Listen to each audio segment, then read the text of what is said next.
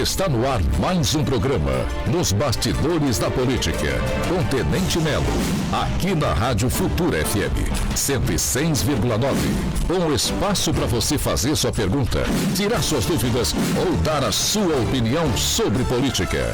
Nos Bastidores da Política, com Tenente Melo. Bom dia, Itajubá, bom dia, ouvintes da Futura FM. Estamos juntos mais uma vez e ao vivo, diretamente dos estúdios da Futura 106.9. Um grande prazer estar novamente com você aqui. Hoje a minha voz está um pouquinho diferente, porque eu estou saindo aí do meu resfriado, meu tradicional resfriado de boas-vindas do inverno. Isso já faz parte já da minha história. O inverno vai chegando e o resfriado me pega. Então estou com uma voz um pouquinho diferente hoje. Vocês não vão estranhar, porque eu dei sorte. E hoje a gente tem um convidado que fala muito aqui conosco nos estúdios. Então, vai aliviar a minha voz. O professor tem disso, né? Diz que a voz não descansa. Então, a gente está sempre com os alunos aí e forçando bastante a voz e a garganta. A gente tem que ter muito cuidado com isso. Falando nisso, um abraço para os meus alunos. Eles me cobraram hoje. Se eu não mandasse um abraço para eles, eles não iriam fazer a prova do final de semana. Então, um abraço para todos os meus alunos aí de Química, do Colégio 19 de Março, até agora há pouco a gente estava em aula aí. Aula online ainda, né? Não temos aula presencial ainda na nossa cidade, mas fazer o quê? Vamos trabalhar para que as aulas retornem. Daqui a pouco vamos perguntar o que o nosso convidado acha sobre isso também. Nessa semana, na última segunda-feira, lá na Câmara Municipal, na Câmara dos Vereadores, nós tivemos uma sessão conturbada aí com a aprovação em segundo turno de um projeto de lei que prevê a liberação, a divulgação indiscriminada do nome dos vacinados. Então, você que tomou ou não tomou vacina, agora todo mundo vai saber, porque a Câmara aprovou que esta agora seja lei na nossa cidade. Falta ainda a sanção do prefeito. O prefeito sancionando a lei, ela passa a valer e o nome dos vacinados será público sem discriminação. Todo mundo terá acesso. Se o prefeito vetar, aí o projeto volta para a Câmara. O que você acha sobre esse assunto? O que você pensa sobre isso? Se você acompanhou a reunião da Câmara, você viu que eu, Tenente Melo e o vereador Rafael fomos os únicos que votamos contra esse projeto. Já tem gente aqui na audiência, a Giovana já está mandando um bom dia, Melo, bom programa com o nosso querido ex-prefeito Rodrigo Vieira. A Giovana já aí dando spoiler do nosso convidado, mas a gente já tinha anunciado nas redes também.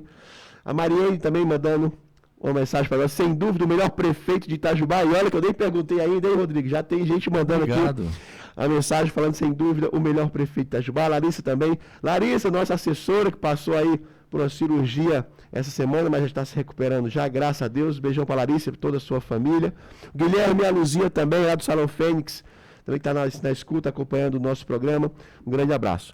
Você, ouvinte, pode mandar a sua pergunta, o seu comentário, a sua dúvida, através do Facebook da Futura FM. Nós estamos transmitindo também o programa ao vivo pelo Facebook da Futura. Então fique à vontade para mandar o seu comentário, a sua dúvida e sua pergunta. Se você tem alguma pergunta para o nosso convidado de hoje, ninguém, nada mais, nada menos que o nosso chefe aqui da rádio, meu amigo, ex-chefe também, tive a oportunidade e o prazer de trabalhar com ele por quase 8 anos, enquanto ele esteve como prefeito. Aprendi muito na equipe de Rodrigo Vieira. 8 anos prefeito de Itajubá, deixou sua marca indiscutível na nossa cidade, na história da nossa cidade, e vamos conversar com ele hoje. Vamos fazer uma retrospectiva aí do que aconteceu, do que mais marcou para ele, como que ele hoje, olhando para trás, vê o trabalho que ele deixou na administração municipal de Itajubá, como que ele enxerga a política hoje, quais são os planos para o ano que vem. Olha aí, ó, a eleição ano que vem. Vamos ver o que ele vai. Vamos tentar tirar dele aqui já informações para a eleição de 2022. E é sempre importante nós ouvirmos, né, a opinião, o ponto de vista de quem tem tanta experiência na política. Meus amigos, caros ouvintes, é com muito prazer que eu anuncio para vocês o nosso convidado de hoje, que recebemos aqui ao vivo no nosso programa, o nosso ex-prefeito Rodrigo Vieira. Rodrigo, bom dia, obrigado por aceitar o nosso convite. É sempre um prazer poder conversar com você. Bom dia, vereador, amigo e Tenente Melo. Bom dia ao Duarte aqui na Técnicas. E bom dia especial aos nossos queridos ouvintes da Rádio Futura FM. E fico muito feliz com suas palavras, Melo, no início aí da sua apresentação. Gentileza de sua parte quanto aos méritos que você me deu, mas isso é graças a Deus ao povo de Itajubá, que sempre nos ajudou, e também a nossa equipe de governo. Mas contente de poder debater hoje aqui com uma pessoa que eu admiro muito, que é você, Melo, que foi nosso secretário durante 6 anos e também vereador por 2 anos no segundo mandato meu, e que desenvolveu um grande trabalho frente à prefeitura. Poucas pessoas têm um conhecimento amplo do que acontece internamente numa prefeitura.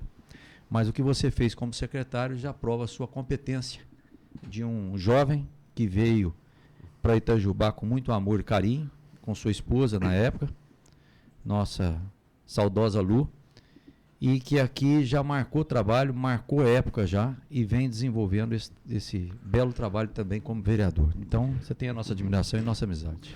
Pouca gente sabe como que aconteceu o convite, né, quando o Rodrigo Vieira foi eleito, lá em 2012, né, passou a eleição, e aí o Rodrigo me chamou na casa dele, na época ele morava com seus pais ainda, ali na Avenida BPS, e ele me chamou lá, uma semana depois da eleição, era véspera do 12 de outubro, nunca esqueci esse momento. E quando ele me fez o convite para fazer parte da sua equipe de secretariado, não foi acordo político, não foi nada de combinação partidária, nada disso. De maneira muito surpresa, eu recebi aquele convite. Ele falou: Melo, em razão da sua experiência, eu já tinha trabalhado na Embel como oficial do Exército, tinha trabalhado na Embraer. E ele falou: sua formação e sua experiência será muito útil para a nossa equipe. E ali começou uma relação de grande amizade e confiança. E eu digo, Rodrigo, eu sempre falei isso para você e faço questão de deixar isso público, né? Eu tive a oportunidade de trabalhar com grandes líderes, né? Coronel Alt na Embel, que por quase 30 anos ficou na Embel, marcou muita história na nossa fábrica. Grandes diretores e gerentes da Embraer também tive a oportunidade de trabalhar. E o que mais diferencia, né, os grandes líderes é a confiança que eles depositam na equipe.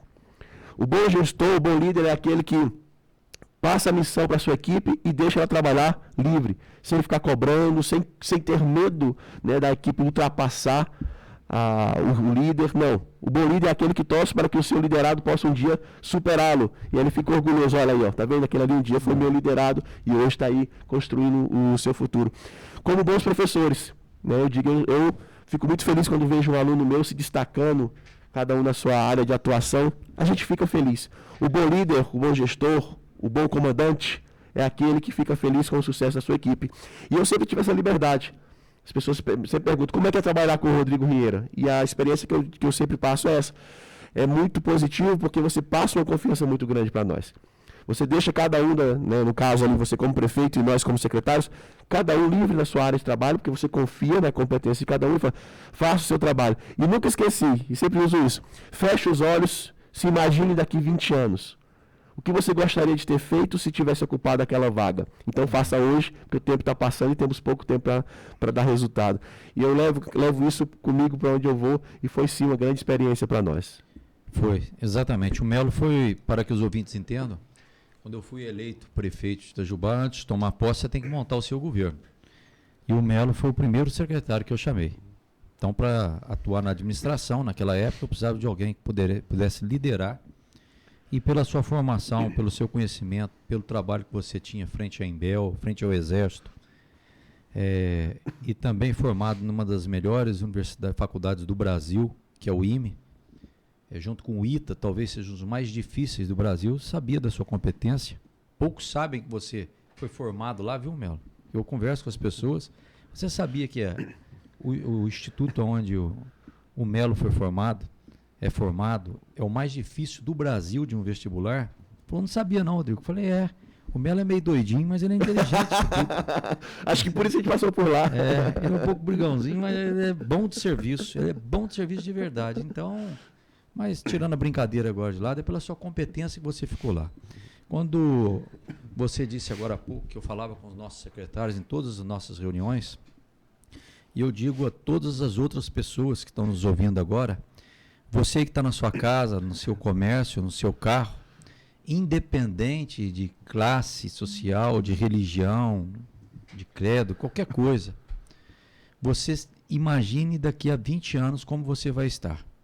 Pense naquilo que nessa idade que você está, neste momento, você poderia fazer e não fez.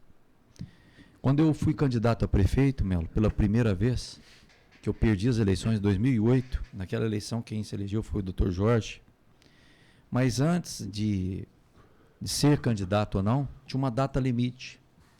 E naquela data limite, eu estava circulando de carro pensando se seria ou não candidato a prefeito, porque eu já era vereador, tinha sido presidente da Câmara, vereador mais votado de Itajubá, tinha uma reeleição garantida para vereador. Garantida, eu quero dizer assim, a lógica levava, era o vereador mais popular, que tinha sido mais votado, era vereador assim... Atuante mesmo. Atuante. Já tinha 2 mandatos. Mas eu não queria mais ser vereador, mas eu tinha uma reeleição garantida para vereador, mas o meu sonho era ser prefeito de Itajubá na época. E eu queria ser um bom prefeito para virar deputado, então eu precisava ser prefeito. E eu andando com o carro, estava chuviscando.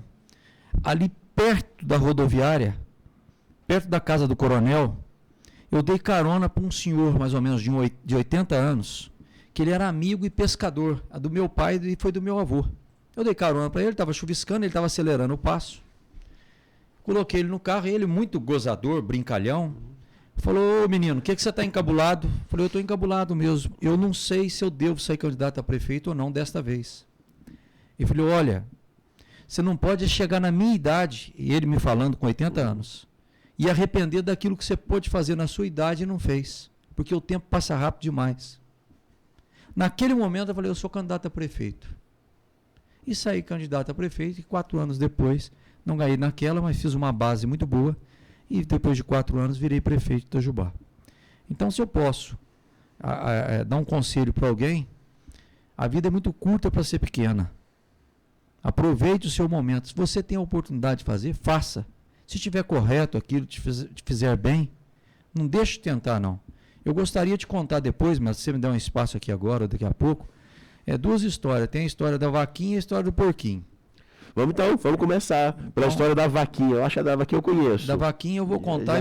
Você já me ensinou ela já. Eu peço que as pessoas prestem atenção, que serve de lição de vida e também serviu muito para eu administrar a cidade de Itajubá. É uma lenda, tá? Nada disso é verdadeiro e é uma lenda. É uma história, é um conto, mas vai tocar o coração daquelas pessoas que hoje estão encabuladas com o seu emprego, não estão felizes dentro de casa, ou se acomodaram com algum serviço, mas querem ir além disto. Tinha um rei que ele gostava muito de caçar. E para ir caçar, ele levava um grande amigo que era um sábio que ele tinha com ele. E esse sábio sabia andar na mata, numa floresta, como ninguém. E nem a cavalaria do rei, o exército do rei, sabia andar naquela mata. E o rei tinha verdadeira paixão por caçar. E eles entravam na mata e sempre tinha aquela história de que o rei caçava por 15 dias para ninguém incomodar. Então o rei foi com o sábio, que era a verdadeira paixão dele, a caça. Num certo momento, lá 300 quilômetros para dentro de mata, 200 quilômetros, agora eu estou chutando os números, o rei escorregou num barranco, caiu, teve praticamente um traumatismo craniano, e o sábio socorreu o rei, tirou as vestes do rei, de rei, a coroa, as roupas do rei, desarmou o rei e levou o rei para a primeira casa que ele achou, que era uma casa paupérrima. Era uma casa de madeira muito pobre, mas muito pobre mesmo. E falou para os donos da casa, um casal e mais 2 filhos. Falou: olha, nós somos caçadores, ele machucou. E aquela casa acolheu aquele caçador sem saber que era o rei. E trataram do rei ali por 30 dias, com pouca coisa que eles tinham, com chás, com outros remédios que tinham ali, e ficou bom o rei, depois de 30 dias. O rei, num certo dia, por volta de 5h30 da manhã, acordou, olhou para o sábio, falou: o que aconteceu? Falou: você caiu de um barranco, machucou, fica quieto, mas não fala que você é o rei. Por quê? Não fale que você é o rei. Por favor. Aí chegou os filhos, falou: nossa, o caçador melhorou, graças a Deus, abraçaram ele e tal. Aí o rei, sem falar que era rei, né? Falou: olha, muito obrigado de vocês aqui e tal, agradeceu muito. E falou para eles: vocês vivem do quê aqui? Vocês são muito pobres, o que vocês vivem? Aí numa frestinha que tem assim da madeira, que entra aqueles raios solares assim, eles mostraram: tá vendo aquela vaquinha? Aquela vaquinha dá 4 litros por dia. Nós vivemos da vaquinha. Todo dia nós tomamos 1 litro de leite e outros 3 litros meu pai vende na cidade, que é lá 20 léguas daqui. Troca numa camiseta, numa comida, num arroz para nós. E nós vivemos da vaquinha. Então vocês vivem só dessa vaquinha? É só dessa vaquinha. Graças a Deus nós temos a vaquinha. Ah, então tá bom. O rei, eles saíram depois para tirar o leite da vaquinha, e o rei falou para o sábio: eu vou levar eles para o meu reino e vou torná-los ricos. Ele falou: não faça nada não. Primeiro vamos voltar, depois eu te conto uma realidade. Bom, o rei agradeceu, saiu cedo, só que na hora de sair, o sábio foi na vaquinha, tinha um abismo do lado, e empurrou a vaquinha do abismo, e a vaquinha caiu e morreu. O rei procurou a espada para tentar matar o sábio veio, acalmou o rei e falou: não, você me castiga na hora que chegar no reino, não fala nada não. O rei enfurecido veio quieto com o sábio. Na hora que chegou no reinado dele, 200 quilômetros depois de mata dentro, estouraram foguetes, o rei está vivo, era um rei muito bem quisto. Aí, o rei imediatamente, na hora que for abraçar o sábio, ele falou: não, mata o sábio. Mata ele. Esse cara é do mal. Aí eles foram para matar, o sábio falou assim: não, rei, é pela vaquinha, né? Você é do mal. Aquele povo me ajudou e você matou a vaquinha deles. Ele falou: não, faça o seguinte, não me mata não, me prende, deixa eu a pão e água, mas espera uns 5 anos para você voltar lá naquela casinha. Como é um conto, é uma lenda, o rei esperou 5 anos, mas deixou ele preso lá, apanhando todo dia. Todos os dias ele apanhava. E o rei, depois de 5 anos, procurou com a cavalaria mais 1 ano aquilo e achou o casebre. Só que não era o casebre, era um casarão bonito, uma mansão, com carro lá fora, com uma festa acontecendo lá dentro. O rei chegou com aquela cavalaria toda, bateu, tocou a campainha, saiu uma pessoa lá fora. Na hora que saiu um jovem, ela falou: nossa, o rei está aqui. Pois não, rei. O que aconteceu? O rei falou assim: cadê aquela família que morava aqui? Eles falaram: não, éramos nós. Como eram vocês? O rei tirou a coroa, tirou tudo. Falou: nossa, o rei era o caçador. Era o caçador. Aí o rei deu um abraço no menino, reconheceram, e colocaram o rei para dentro. O rei sentou num sofá bonito. Falou: mas o que aconteceu com vocês? Ele falou: o senhor não vai imaginar o que aconteceu. Lembra aquele dia que o senhor foi embora? Aconteceu uma tragédia, a vaquinha caiu, se escorregou e caiu do precipício. E nós não tínhamos mais o que comer, que nós vivíamos da vaquinha. Então nós tivemos que ir para a cidade. Na cidade a minha mãe começou a costurar e montou uma indústria têxtil. O meu irmão, muito dinâmico, virou prefeito e eu virei um grande agricultor. E meu pai, como é comerciante, negocia toda a plantação nossa. Com isso tudo nós fomos crescendo e nossa vida mudou. Porque naquele dia a coitada da vaquinha caiu. Então nós vivíamos da vaquinha. Com a morte da vaquinha, nós tivemos que nos virar. E deu certo. O rei olhou para o comandante general dele e falou assim: solta o sábio. O sábio, na hora que o rei chegou, falou assim: estão melhores, né? Então, o senhor me desculpe. Aí o sábio falou: eu não podia te contar, mas tinha que matar a vaquinha, porque a vaquinha era a zona de conforto da família.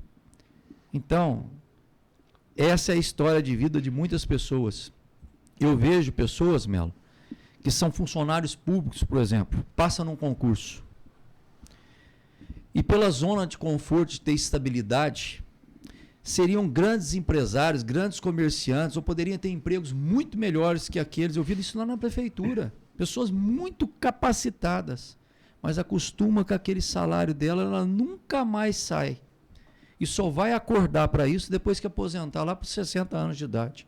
Aí a vida já passou grande parte. Então, nunca se acomode na sua zona de conforto. Toda pessoa, todo ser humano, ela tem alguma coisa, que ela tem um talento melhor.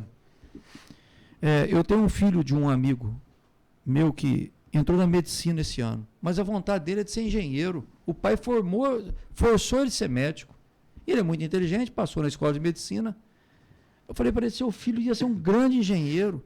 Eu sei que a medicina traz um conforto para ele, mas seu filho é engenheiro.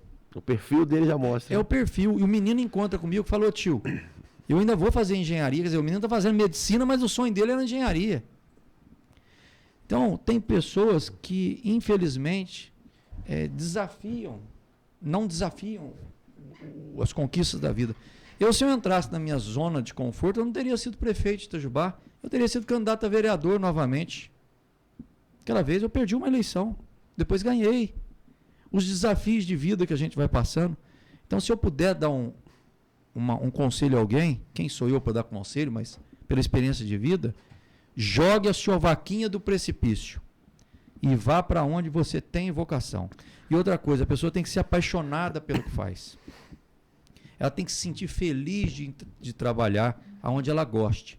Agora, se você está indo para o seu trabalho, que você não gosta de fazer aquilo, se for por extrema necessidade no momento, ok, você está precisando daquilo, mas logo que você tiver uma oportunidade, siga naquilo que for a sua vocação. Aí é o seu coração que manda, não é seu pai, sua mãe, seu vizinho, sua esposa ou seu marido, não é. É o que for a sua vontade. Por isso que eu chego sempre, Melo, e contra todos os organizadores de política, os que mexem com marketing político, que falam para eu não falar isto, mas eu vou repetir o que a cidade está cansada de ouvir o ex-prefeito dizer aqui, o Rodrigo.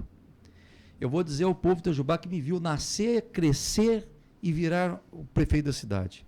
Eu nasci político, eu sou político e vou morrer político.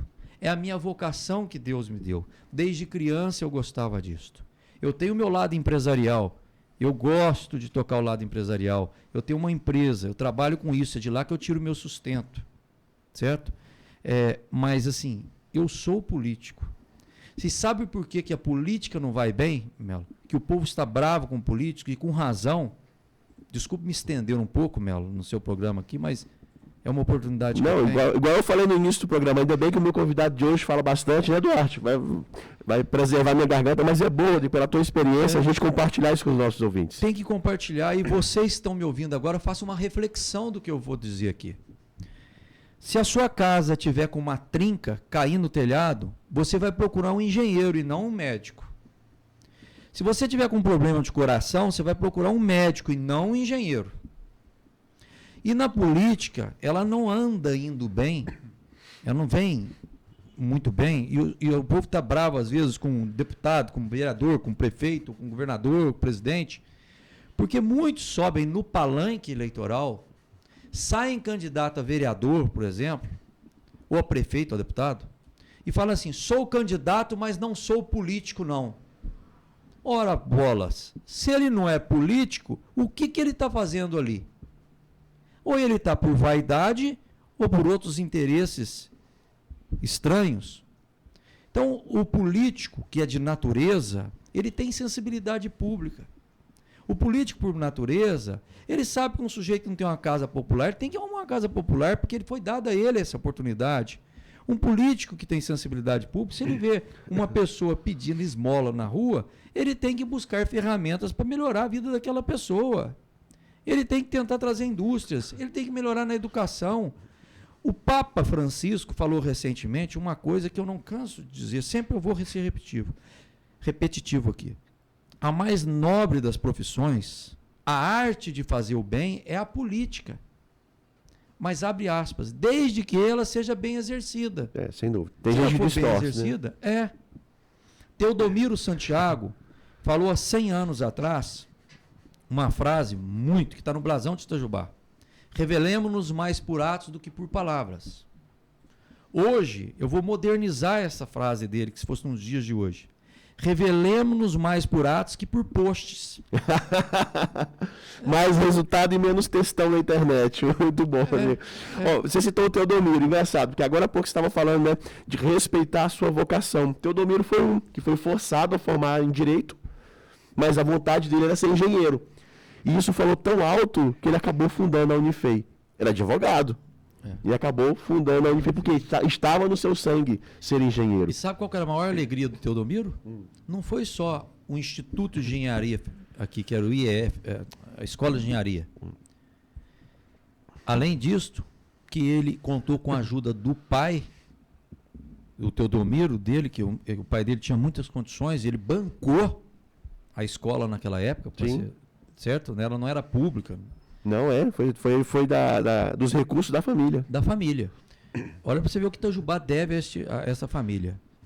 E um outro dado, quem trouxe o Colégio Agrícola, que era a escola de horticultura, que trouxe professores da Alemanha, da Inglaterra, da França, naquela época, para desenvolver a agricultura no Brasil todo, que era uma escola referência, que a escola é linda, né? Sim, nossa, quem conhece o Agrícola fica apaixonado. Foi o Teodomiro Santiago, que era a verdadeira paixão. Então ele achava que tinha que desenvolver na área de energia. Até hoje Itajubá é referência. E na área de agricultura que o Brasil precisava expandir. Olha a visão que já tinha 100 anos atrás. Por isso que eu falo que um dos maiores homens que nós tivemos em Itajubá, talvez o maior, da nossa história, que Teodomiro Santiago. Lógico que Venceslau Braz foi presidente da República, mas o que Teodomiro fez é invejável. Sim, e até hoje nós colhemos frutos do trabalho de Teodomiro. Essa questão, Rodrigo, que você citou de respeitar, né, a vocação de cada um e como você tem um orgulho de dizer que é político, aconteceu um fato interessante na semana passada, e eu faço questão de falar isso aqui publicamente, já falei em outras oportunidades, e também porque falei isso com o nosso amigo prefeito Christian. Ele anunciou um processo seletivo para contratar o secretário de obras. E aí me perguntaram, em outra rádio, minha opinião sobre isso. Eu falei, sou contra. Eu não concordo com isso. Por que eu não concordo com isso? O verdadeiro processo seletivo foi feito dia 15 de novembro, quando a população escolheu o prefeito. Falou, agora é você que manda. As escolhas são suas. E quando você faz um processo seletivo para contratar um secretário, você vai priorizar as características técnicas daquela pessoa para o cargo. E isso não basta. E eu provo isso que eu falo com um exemplo real que aconteceu no início do seu mandato, não sei se você vai lembrar disso. Em 2013, quando você assumiu a prefeitura a primeira vez, e eu estava lá como seu secretário de administração, nós contratamos uma empresa chamada Instituto Áquila para fazer um trabalho de gestão técnico na prefeitura. Você queria um choque de gestão. Você queria que a prefeitura fosse uma empresa eficiente. Maravilha. Eles fizeram um belo trabalho, levantaram muitos números, muitos dados. Teve um que me chamou a atenção, que eles fizeram na Secretaria de Educação. De acordo com a análise deles, o correto seria fechar 3 escolas da zona rural.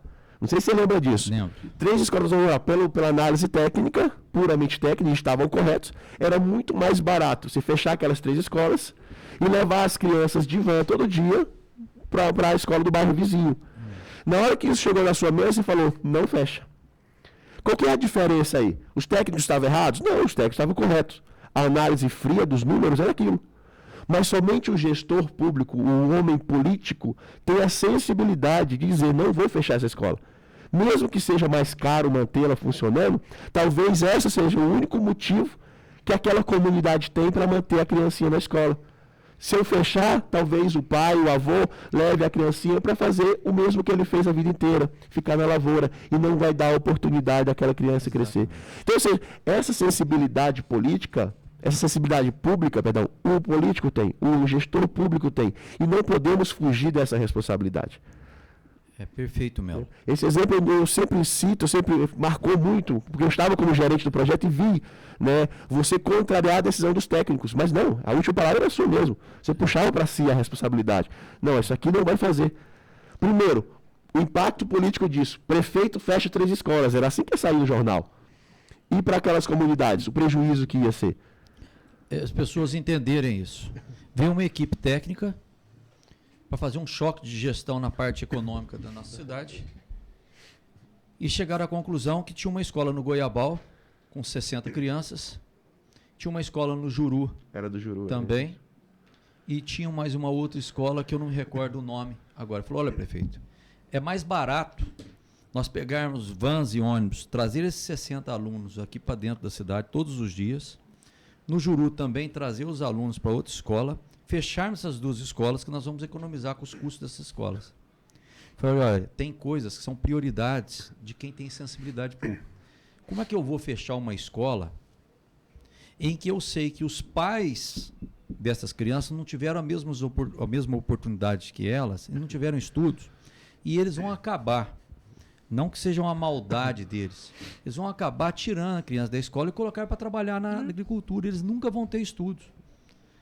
Não vai fechar essa escola e, muito pelo contrário, eu vou potencializar essas escolas. E foi o que nós fizemos. E eu falei sempre, o poder público, ele não é para dar lucro, não. Ele é para pegar a receita dele e investir na população. O lucro é este. Então, isso foi há 8 anos atrás. Essas crianças hoje estão lá, já devem estar no colegial. Verdade, é fato. Teve um ex-presidente da Câmara dos Deputados, que eu não me recordo o nome agora, que eu assisti uma entrevista dele uma vez. Ele falou que até os 10 para os 11 anos, ele era analfabeto.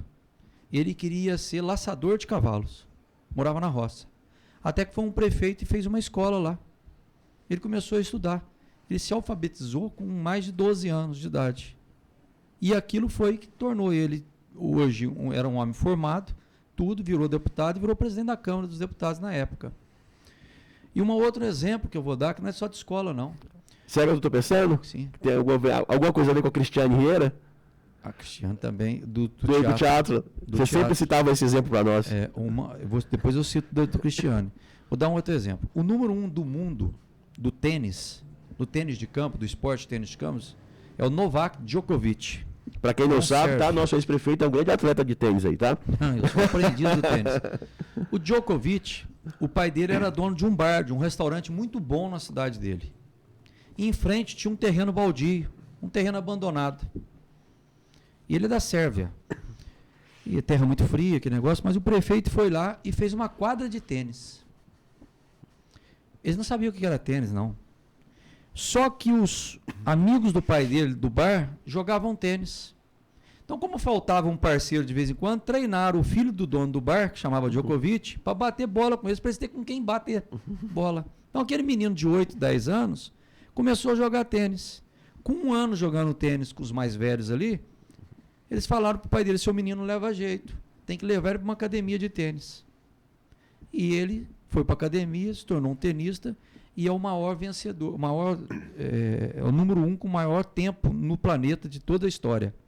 Se não fosse o prefeito fazer aquela quadra, talvez hoje ele estaria fritando hambúrguer, porque a prefeitura deu uma oportunidade para ele.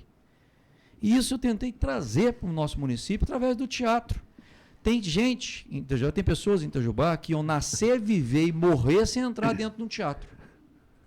Aquele teatro passa 70 mil, antes da pandemia, 70 mil pessoas por ano.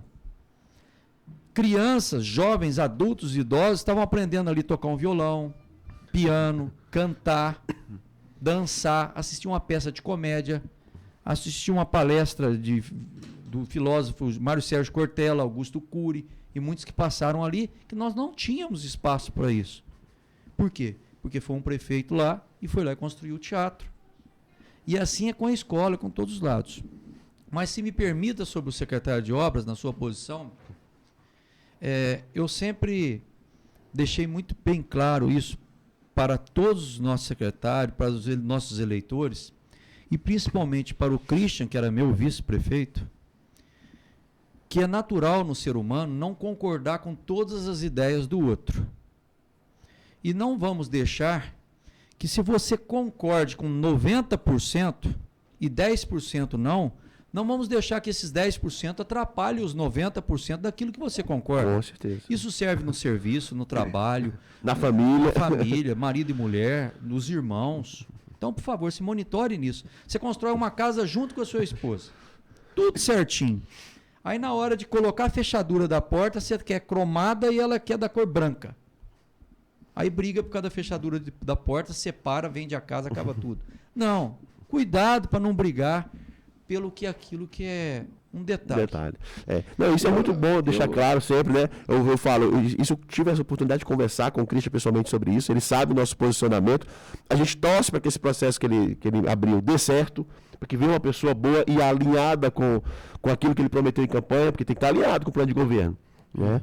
Mas a gente torce evidentemente pelo sucesso, que o sucesso dele é o sucesso, né, de Itajubá ao longo dos próximos 4 anos aí. Ontem eu encontrei no trânsito com o Christian lá perto da prefeitura. Eu parei o carro, ele parou ali. Eu falei: ô Christian, dá para você andar um pouquinho mais rápido, porque eu tô atrasado aqui. Aí ele riu, falou: Rodrigo, passo lá hoje à tarde, podemos conversar? Podemos, passa lá depois e tal. E acabou eu tendo outro compromisso e nós não encontramos, mas falo com ele hoje ou amanhã. Mas sobre o secretário de obras, por exemplo, que fez um processo seletivo. Então, me permita, dentro desses 10% que a gente não concorda, também discordar da posição do prefeito. Eu, como prefeito, vou falar da minha experiência. É muito bonito, às vezes, lançar isso para a população. Olha, um processo seletivo. Isso é a atitude mais arcaica que eu achei da política local dos últimos tempos. Não combina. Pode ser que dê certo, eu volte atrás e falo assim: olha, deu sorte. Não é que deu certo, deu sorte. Mas o secretário de obras, eu tenho amigos engenheiros aqui em Itajubá, que eu não vou revelar o nome, que ele assina acervo técnico só para empresas que precisam. Por exemplo, ele assina a construção de um ginásio, de uma ponte, alguma coisa, para ganhar ali eu te falo que existem poucos deles, mas existe. Para ganhar um recurso dele, mas ele mal conhece a obra. Foram outras pessoas que tocaram a obra. Então o acervo dele você olha lá, construiu shopping, escolas, ferrovias e tudo, mas nunca foi no lugar. Então, se você for classificar pelo acervo técnico, pelo atestado técnico da pessoa, é brilhante, mas nunca conseguiu nada. Nunca construiu nada. E o secretário de obra, para ser escolhido, ele precisa saber lidar com o presidente de bairro, saber ouvir as necessidades da população, ter tato que eu falo é um bom contato com os funcionários da Secretaria de Obras, entender de trator, de mecânica, entender de obras, sim, de engenharia, saber lidar com a Câmara de Vereadores, que sempre está requisitando alguma coisa, pedindo alguma coisa, saber lidar com os secretários, o que é prioridade ou não, saber vir numa rádio, dialogar com a população, ser duro na hora que precisar ser duro, ser verdadeiro, na hora que precisar amenizar as coisas, amenizar. Então, o secretário de obras, ele transcende somente a parte técnica. E eu não vejo nesse processo seletivo como quem vai selecionar isso lidar com essas técnicas, certo? É uma prerrogativa do prefeito, quando ele é eleito, que você falou, o Melo, pelo voto popular, de escolher o seu governo. Eu agradeço a Deus de ter tido bons secretários de obras, bons. O meu amigo que faleceu um mês atrás, o Bento, que fez um espetacular trabalho em Itajubá no primeiro mandato, saiu no finalzinho do primeiro mandato, teve que voltar para Belo Horizonte, e o Teixeirinha, que transformou essa cidade, com o jeito maluco dele de ser, no bom sentido, mas entendia de tudo. Colocava os funcionários para tocar, 10 para 7, 7 horas da manhã, estava todo mundo na rua. De noite eu estava rodando com ele, vendo os problemas da cidade, cobrando tudo. Ele estava com 2 celulares no ouvido, aquele negócio todo. E deu certo. Só não vê quem não quer. Transformou a cidade. Então, precisava ter alguém dinâmico. Livre-se, prefeito, livre-se daqueles secretários que tudo não pode.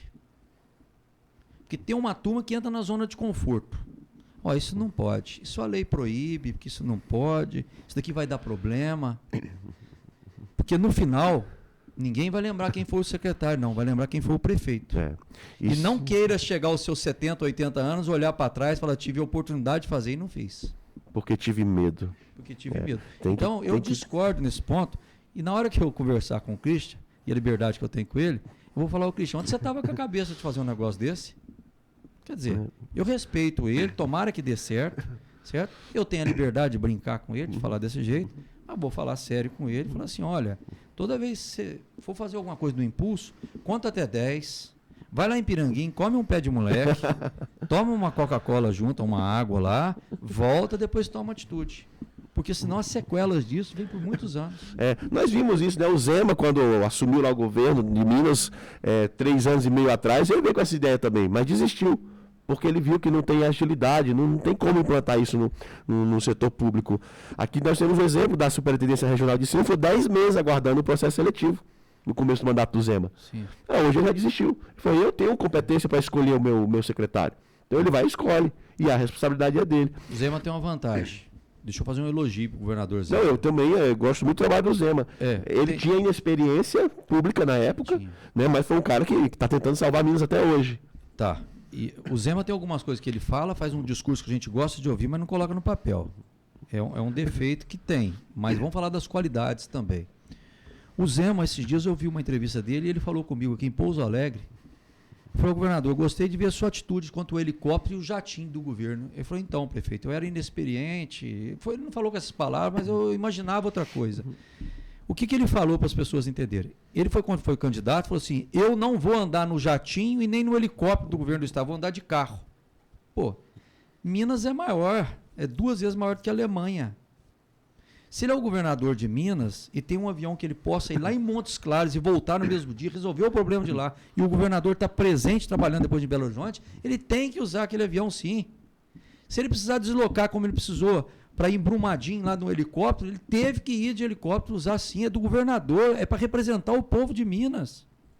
Quer ver um outro erro dele? Quando foi a posse do presidente da República, ele tomou cedo, ele falou, não, eu não vou em Brasília para economizar dinheiro. Não é economizar, não. Foi um desperdício que ele fez, o seguinte, porque a ida dele a Brasília, além de aproximar do novo governo, poderia trazer 1 bilhão, 2 bilhões, 3 bilhões de reais a mais a Minas. Então, aqueles 10 mil reais que ele economizou, na verdade, foi um prejuízo. Só que ele tem a grandeza de chegar para a população e falar, olha, foi um erro eu dizer que não ia usar o jatinho. Tem que usar sim. Por exemplo, o Palácio. Eu não vou morar no Palácio. Beleza. Mas o Palácio está com os mesmos funcionários trabalhando para manter o Palácio aberto. Eu não sabia. O ex-governador lá, o Aécio, a Anastasia, grande parte também não moraram no Palácio, não. Quem conhece o Palácio, lá é bom para receber reuniões. Fazer reuniões com empresários, com gente que quer investir em Minas, delegações que vêm de outros países. Mas o palácio lá onde mora o governador, é melhor você morar no seu apartamento. É mais tranquilo, mais confortável. O palácio é muito antigo. Então não era a questão do palácio. O palácio existe lá, que é um patrimônio histórico. E é um local que o governador pode despachar de lá, trabalhar de lá. Não é custo. Porque tinha quantos funcionários no palácio? 30. O governador não estava usando. Quantos funcionários tem lá do mesmo jeito? 30. O custo é o mesmo. Então tem algumas coisas que é para jogar para a galera. Não, esse mesmo do processo seletivo foi muito bonito. Teve até um vereador que postou lá. Parabéns, prefeito, é isso mesmo. Secretário tem que ser um cargo técnico, não pode ser um cargo político. Mas a assessora dele ele contratou politicamente. Faz um processo seletivo para sua secretária, ou vereador. Não fez. E outra coisa, é bonito na internet. Todos que cutucam assim, pode ter certeza, nunca geraram um emprego, nunca construíram nada, nunca prosperaram em nada. E se tiver algum patrimônio, quem pensa assim, é porque veio de família ou veio de outro lugar.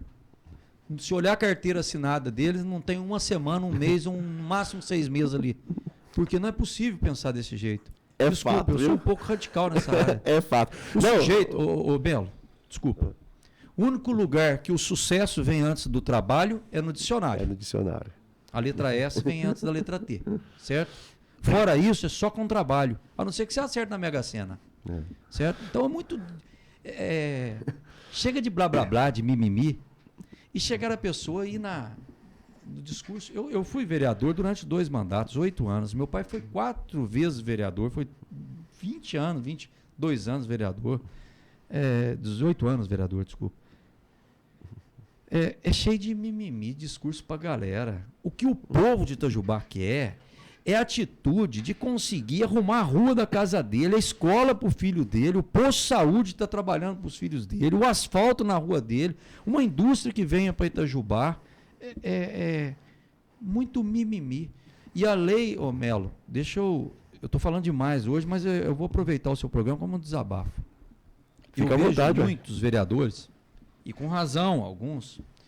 A função do vereador é legislar e fiscalizar. Ah, que delícia, muito bonitinho isso. Essa lei é de 1960, se eu não me engano. Nós estamos em 2020. É legislar e fiscalizar, sim, para fiscalizar além da Câmara. Tem a imprensa, tem o povo, tem a internet, tem o Tribunal de Contas do Estado, tem o Tribunal de Contas da União, tem a Justiça, tem um monte de coisa para fiscalizar. O que o vereador precisa conseguir é, com seu prestígio político, fazer como você fez, arrumou 300 mil para trazer o posto de coleta de sangue para Itajubá, que é uma conquista sua. Deputado Gilberto Abramo conseguiu trazer esse recurso para nós. Fico muito feliz, Fico muito feliz, Rodrigo. Nem é ligado muito a Itajubá e fez um grande trabalho para Itajubá. São essas coisas que faz. Eu, quando era vereador, ia atrás do deputado Bilac Pinto, na época, de outros deputados. É fazer como os vereadores vão atrás do deputado Dalma, atrás do deputado Cleiton, atrás de vários deputados que prestam serviço. O Paulo ajudou Itajubá, o doutor Paulo. Ir atrás, por exemplo, de quem pode ajudar a nossa cidade, porque isso vai melhorar a vida das pessoas. Construir uma escola, uma creche, construir fazer um saneamento contra enchente. É isto que o povo quer. Então, além de fiscalizar e legislar, é construir pela cidade de Itajubá. E finalizo nesse assunto, Melo, com a experiência de quem foi 2 vezes presidente da Câmara, vereador mais jovem, presidente de Câmara mais jovem, prefeito por 8 anos de Itajubá. Se um dia eu for deputado, e eu peço para vocês, vereadores, refletirem isso, ao invés de ficar criando leis para burocratizar o sistema, tem leis que têm que ser criadas para adaptar ao momento. Mas ao invés disso, faça ao contrário, tire leis.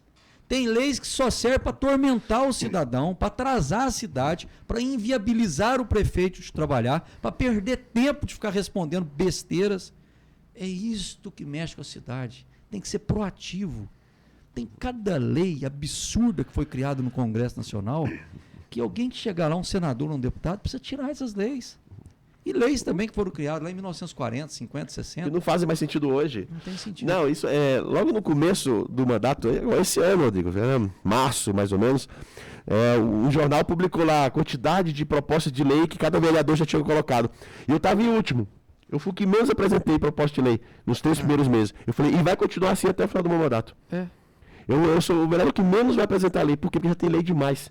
Pelo contrário, a partir da iniciativa do presidente, do vereador Robson, nós estamos agora com uma comissão especial para fazer o que a gente chama de revogaço. Que joia. Parabéns. Vai fazer um levantamento aí dos nossos quase 200 anos de Câmara, que nós temos. Vem um monte de lei que já não tem mais nenhum significado na atualidade e vamos revogar essas leis. Não faz sentido. Isso é querer mostrar serviço, é o que a gente chama do vereador de currículo, que é encher o currículo com o nome de um monte de coisa que propôs, mas é só criar o dia vermelho para homenagear a unha encravada. Isso aí tem de monte. Um monte de projetos de lei, de proposta de lei nesse sentido. E outras propostas que só vêm, como você falou, para atrapalhar o serviço de quem quer trabalhar. Quer atrapalhar quem produz. Então, se vocês vão fazer isso, parabéns. Porque é para as pessoas acompanharem a política. Cuidado. Rodrigo Vieira. Dia 25 de junho de 2021, Rodrigo Vieira falando na rádio. Cuidado com os vereadores que ficam criando leis só para chegar no final do mandato e falar, criei 10, 20, 30 leis. Esse vereador está atrapalhando a sua vida. E outra coisa, prestem atenção, e o povo não é bobo, as redes sociais ajudam. Tem muitas leis que já existem, que é uma lei federal que vigora para o país todo. Aí vem o vereador e cria uma lei municipal, que é o mesmo texto da federal. Só para dizer que fez. Só para dizer. Olha, eu fiz uma lei da transparência. Pois já existe. Olha, eu fiz uma lei que dá prioridade aos deficientes físicos. Já existe essa lei. Basta cobrá-la. Basta cumprir, já tem. Que seja cumprida. Agora, é muito bonito fazer uma lei para... Nós estamos vivendo a geração, né, Rodrigo, onde as redes sociais são muito fortes, e aí muita gente tenta usar dessa ferramenta, que é muito útil, para ficar ludibriando as pessoas. E algumas pessoas, até por desconhecimento, se deixam levar pelo discurso fácil, discurso emocionante, aquela fala bonita. Hoje a moda é usar palavras-chave, né, Duarte? Você pega uma palavra e aquela palavra atrai a pessoa. Você fala transparência, todo mundo fala, nossa, transparência. O outro fala genocida, pronto, virou genocida no pé. Pra tudo agora é genocida. A palavra do mês é genocida. Então, assim, nós estamos passando por esse momento em que os textos curtos, as falas curtas, atraem as pessoas e as pessoas se deixam levar pelas manchetes e não vê, né, o entre linhas, não vê o texto completo para entender a situação. Rodrigo, você falou da sua experiência aí. Ele começou falando no programa, né, que o Melo é brigão, como se ninguém conhecesse o antigo Rodrigo Rieira, né, Duarte? O ex-vereador Rodrigo Rieira também, brigão e ferrenho, que foi na Câmara. E hoje esse homem maduro, esse cara com a experiência aí de 8 anos como prefeito, 2 mandatos também como vereador. Rodrigo, você olha para trás, você vê o que passou, o que você pôde fazer, o que mais te marcou nessa sua trajetória como prefeito de Itajubá? Melo, é uma boa pergunta e vou respondê-la. Isso é útil para nós que estamos na política, isso é útil para... Você é um vereador atuante. Eu sei, a gente tem essa liberdade. Não é sua presença, não. Nós temos bons vereadores nessa Câmara, viu? Temos. Independente se são situação ou oposição, eu gostaria de fazer um elogio à atual Câmara. Tirando um dos vereadores que estão lá, que eu acho que com todo o respeito e liberdade que eu tenho, a política faz isso, que só joga pra galera, só critica as coisas, nunca produziu nada, nem antes de ser vereador nunca produziu nada. Tirando os outros 10, tem jovens hoje lá que fazem um bom trabalho, tem vereadores experientes lá na Câmara que são dinâmicos, não é à toa que estão tanto tempo lá. A presidência está sendo bem exercida. Quero mandar um abraço para o meu amigo também, Sebastião Silvestre, que está lá há tanto tempo. Elogiar o seu trabalho. Ao jovem Rafael, que está fazendo um trabalho. Até uns vereadores que têm uma ideologia um pouco diferente da minha, que é a vereadora Andressa e o vereador Pedro também, que desenvolve um bom trabalho. Eu poderia falar aqui agora, e depois gostaria de falar desses vereadores, que eu fui vereador, eu sei como que é, eu sei também aqueles que são mais novos, chegaram achando que o vereador é como se fosse um senador, e não é. Mas, se perguntar a minha experiência, é o seguinte, eu acho que eu fui útil. Nós transformamos a cidade. Então, se você perguntar, Rodrigo, qual foi a sua maior obra? Foi o parque da cidade? Não. Foi o restaurante popular? Não. Essas obras que eu estou falando foram ótimas para Itajubá, transformaram a vida da cidade. Foi a ampliação do Hospital Escola em parceria com o hospital, que parece um grande serviço à cidade? Não. As obras de saneamento, as obras contra enchente, que nós fizemos, que gigantescas, as obras que nós fizemos em Itajubá de tubulações de contra enchente, no bairro da Medicina, na Nossa Senhora de Fátima, na Varginha, eu poderia citar vários bairros em Itajubá. São obras que dá para você construir 10 parques daquele de valores. Certo? São muito maiores que qualquer outra coisa, e o povo não imagina isso. E hoje não vê, está tudo embaixo da terra. Embaixo da terra. Só vê quando chove, aí sente, opa. Os investimentos nós fizemos no esporte com o secretário Júnior, que fez um belo trabalho lá, junto com toda a equipe. A maior obra que um homem público pode deixar é ele sair e ver que a autoestima do seu povo voltou. Então, qual foi a maior obra que você fez? Devolver a autoestima ao povo de Itajubá. Porque Itajubá, antes de nós administrarmos, era uma cidade erma, uma cidade mal iluminada, triste, sem expectativa para o futuro, certo? Ela estava feia, esburacada, bloquete soltando, mato por todos os lados, cavalo, gado em cima da praça, em cima dos lugares soltos, acidentes na entrada da cidade com animais soltos, certo?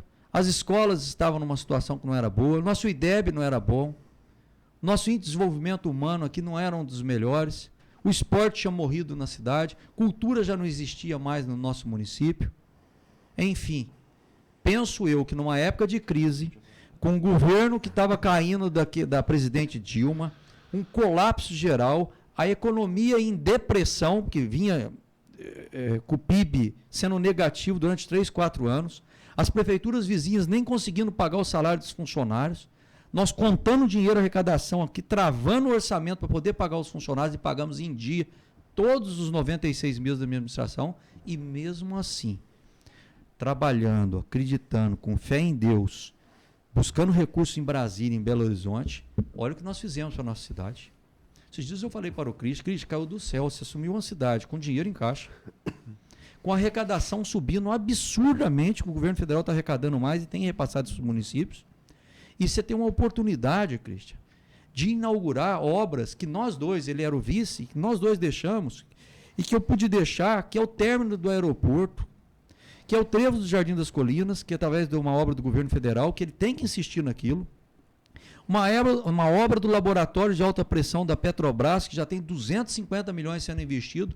Isso vai chegar a 1 bilhão no final, que é uma obra conseguida pela Universidade Federal de Itajubá, através do professor Marcos Aurélio e da diretoria antiga da Unifei, que está sendo tocada pela diretoria atual. Parabéns a todos eles.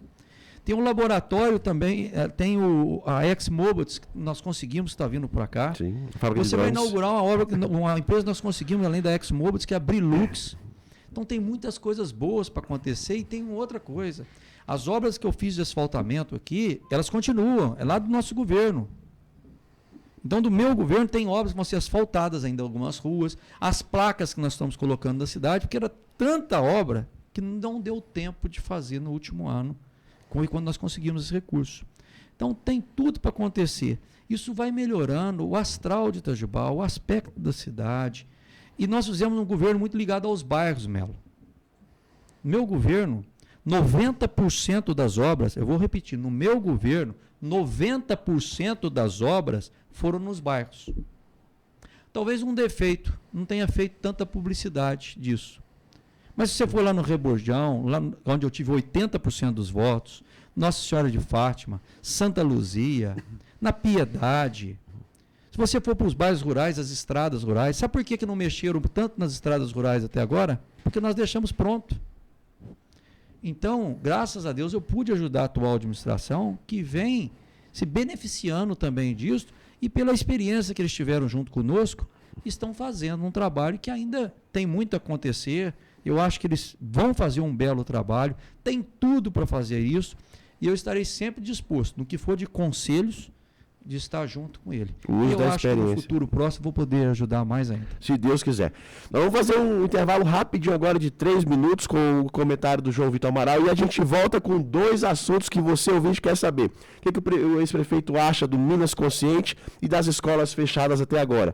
E a segunda pergunta, ano que vem tem eleição. E aí, Rodrigo Rieira? Vamos para o intervalo agora com o comentário de João Vitor Amaral e voltamos daqui a pouco com o Rodrigo Rieira nos estúdios da Futura FM. Olá a todos os ouvintes da Rádio Futura FM, aqui quem fala é o João Vitor Amaral em mais um comentário semanal aqui nos bastidores da política. E hoje eu quero falar com vocês a respeito de um tema que tem sido discutido no mundo todo e também pelas autoridades brasileiras. E eu me refiro aqui à possível restrição aos não vacinados, ou, como tem sido chamado, me refiro ao famoso passaporte da vacina. Em vários países, especialmente os países da União Europeia, onde a maioria das pessoas já estão imunizadas, aquelas pessoas que tomaram a vacina receberam certificados digitais comprovando essa imunização. E a ideia de certas autoridades foi transferir esse tipo de projeto para documentos que já existem, como por exemplo o passaporte. Constando então no passaporte das pessoas a comprovação de sua imunização, de sua vacinação contra a Covid-19. E as pessoas que defendem esse tipo de ideia, alega que esse passaporte da vacina será bom para uma espécie de tranquilidade e de proteção às pessoas, né? Ou seja, pessoas que estariam frequentando determinados locais e já estão imunizadas ficariam mais tranquilas em saber que todas as pessoas que estão ali em volta dela também estão imunizadas.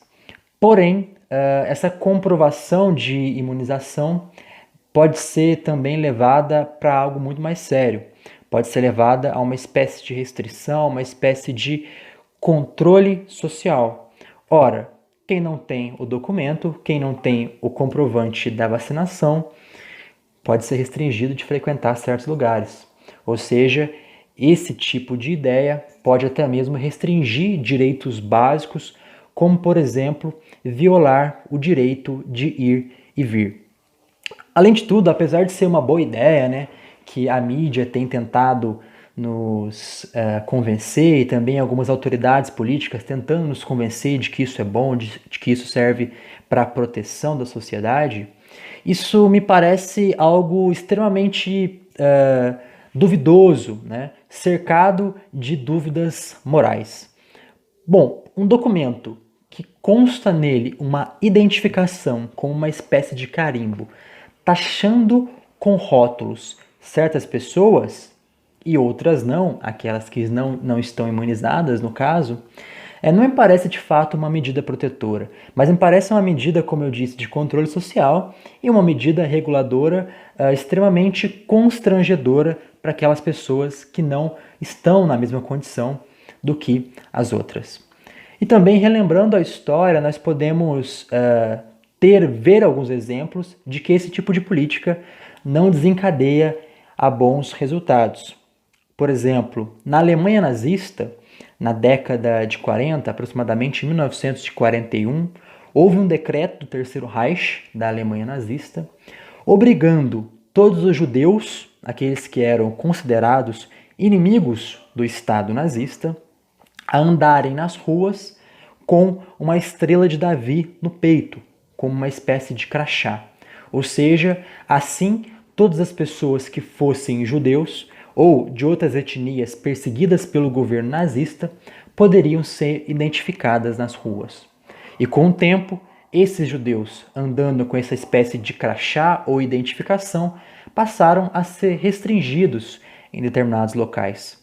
Inicialmente sofreram restrições a restaurantes, aí passou a ter restaurante apenas para eles. Sofreram restrições a locais públicos, como até mesmo hospitais, e assim por diante. Além disso, essa identificação gerou e culminou num ódio ainda maior da população não judaica com os judeus. Então, essa espécie de crachá, essa espécie de rótulo, já facilitava uma espécie de pré-concepção, de preconceito em relação àquele outro. Assim, aumentou drasticamente cada vez mais a violência, o ódio, a discriminação e a segregação social na sociedade alemã, na época de um Estado extremamente totalitário e desumano. Ou seja, nós podemos fazer uma espécie de comparação. Já que os judeus andavam com esse tipo de crachá e passaram a ser discriminados por aqueles que não andavam, né? Passou a ser uma diferença nítida quando você andava nas ruas entre os que estão identificados e os que não estão. Já que, através deste exemplo, só levou a separação social, a divisão social, ao caos, à discriminação, à dicotomia, né? Por que esse passaporte da vacina não poderia levar ao mesmo lugar? Ao meu ver, essa ideia, com um ar de protetor, na verdade, tem muito mais um projeto de segregação, de segregador. Então, eu acredito que essa tentativa de implementar um passaporte da vacina não passa nada além do que uma medida de segregação e de higienização social, na qual aqueles indivíduos que não estão no padrão exigido pelas autoridades sofrerão algum tipo de sanção, ou aqueles que estão no padrão sofrerão algum tipo de privilégio, algo que de qualquer forma inibe o projeto e o processo de igualdade e de isonomia perante a lei. Portanto, esse tipo de ideia me faz lembrar muito mais de um projeto totalitário e autoritário do que, de fato, de uma medida protetora. Eu vou ficando por aqui, espero que vocês tenham gostado e até a próxima semana. Um abraço a todos e fiquem com Deus. Obrigado, João Vitor Amaral, pelos seus comentários de política aqui no nosso programa. Sempre um prazer poder ouvi-lo aqui. Estou tentando ler aqui algumas mensagens, caros ouvintes. Muita mensagem chegando aqui hoje para o Rodrigo, a gente fica feliz. A mensagem aqui do nosso presidente da Câmara, Robson Vaz, também mandou um abraço aqui para o nosso ex-prefeito. O vereador Rafael também, juntamente, manda um abraço para nós aqui, manda um abraço para o Rodrigo. E também manda um abraço em nome do deputado estadual Bruno Engler. Juventudes na política, hein? Tanto o deputado Bruno como o vereador Rafael Rodrigues, duas juventudes aí, dois jovens na política bastante atuante. A minha mãe também está ouvindo o programa. Um beijo, mãe. O Marcinho também está ouvindo o programa aqui. Olha, gente, tem muita mensagem aqui da Flávia, do Nando, da Tati, do Paulo Henrique. O Paulo Henrique pergunta para mim o que eu acho se o processo de vacinação de Itajubá não tem transparência. Paulo Henrique, eu acho que tem transparência sim, tá? Tanto é que a lista de vacinados já está desde o início, né? Já faz isso uns 2 meses ou 3 meses. A lista é sempre atualizada e enviada para o Ministério Público e para a Câmara de Vereadores. Então, os vereadores têm acesso à lista de vacinados, exatamente para a gente verificar se tem algum fura-fila aí na fila. Então, acredito que algum fura-fila na vacina. Acredito que sim, temos uma transparência boa. O Décio manda um abraço aqui, abraço Tenente Melo e ao Rodrigo, que sempre nos ajudou, os pequenos comerciantes da Itajubá. A Aline Pereira fala que a maior qualidade do Rodrigo é bater no peito, que a sua profissão é ser político. Isso faz a diferença em todo o cargo político que ele assume, que venha BH, que venha Brasília, mas que acima de tudo Itajubá tem a oportunidade de ter essa dobradinha. Ai, meu Deus do céu, que dobradinha, Rodrigo Melo. E Aline, valeu pela confiança. A Mariane mandando também aqui o brasileiro precisa entender que a política como ciência e não como politicagem ou mero partidarismo. Exatamente, Mariane, é isso que a gente defende, a política como a ciência de fazer o bem para o todo, para a comunidade. Joana, agora nós vamos entrar nesse assunto. Joana, vamos ouvir aqui do nosso ex-prefeito, pela sua experiência de gestão que ele tem, pela sua experiência como homem público que ele tem, o que ele acha do plano Minas Consciente que o governo do estado de Minas implantou para orientar os municípios e como ele acha que Itajubá está lidando com essa questão. Rodrigo, como que você acha que isso está funcionando? Você acha que é esse mesmo caminho? Poderíamos estar fazendo diferente? Se Minas Consciente, que define as restrições aí das cidades, né, ao longo do estado todo, no combate à pandemia, qual que é a sua opinião sobre isso? Bom, vamos lá. Eu tenho que voltar a 2020 e 2021 para as pessoas entenderem do Minas Consciente. Minas Consciente é um programa que, quando o município adere, ele passa a obedecer às normas que o governo do estado vai ditar. Então, o Minas Consciente, nós aderimos a ele, porque existia uma lei que chamava Deliberação 17. Isso. Eu estou simplificando, não é que é lei, era uma Deliberação 17, e que o município estava atrelado a ela. Então, quando surgiu a pandemia, em março de 2020, aqui no Brasil e veio para a nossa cidade, quando eu tive que cancelar as festas de aniversário da cidade, quando estava tudo programado, o que aconteceu? Nós estávamos submissos à Deliberação 17. Aí, para flexibilizar um pouco, nós fizemos um termo de ajuste de conduta, que era um TAC, que foi feito junto ao Ministério Público. Para aquele momento, ele era oportuno para segurar, porque nós não sabíamos o tamanho do desastre que seria, da tragédia. As notícias que eu tive de início, e como prefeito de Itajubá, eram péssimas. Quando, dá um exemplo para vocês, imagine você é o prefeito, 11 de março de 2020, eu li o maior profissional do país na área de saúde, que inclusive nos ajudou muito, ele pega e fala o seguinte, olha, nós não sabemos o tamanho que vai ser esse tiro de escopeta que está vindo aí, de canhão. Mas se prepare para o pior. Então a prudência agora, prefeito, é o que deve ser feito. Então eu saí correndo atrás de respiradores na frente dos outros prefeitos.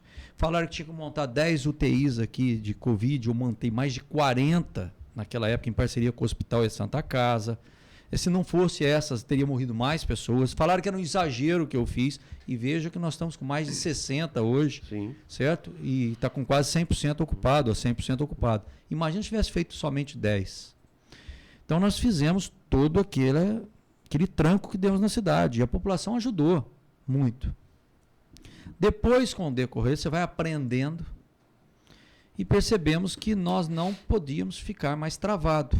Foi aonde eu quis abrir o comércio e no entendimento da justiça na época, que tinha que seguir o TAC, não deixaram abrir.